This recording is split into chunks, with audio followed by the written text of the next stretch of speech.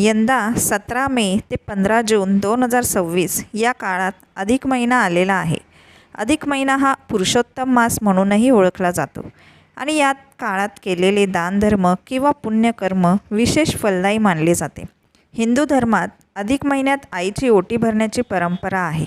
कारण आईने आपल्याला जन्म दिला आहे, तिचे ऋण आपण कधीही पूर्णपणे फेडू शकत नाही. अधिक महिन्यात ओटी भरून मुली आपल्या आईबद्दल कृतज्ञता व्यक्त करतात.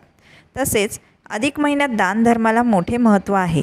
आई ही साक्षात देवस्वरूप मानली जाते, त्यामुळे तिची ओटी भरल्याने मोठे पुण्य मिळते अशी श्रद्धा आहे.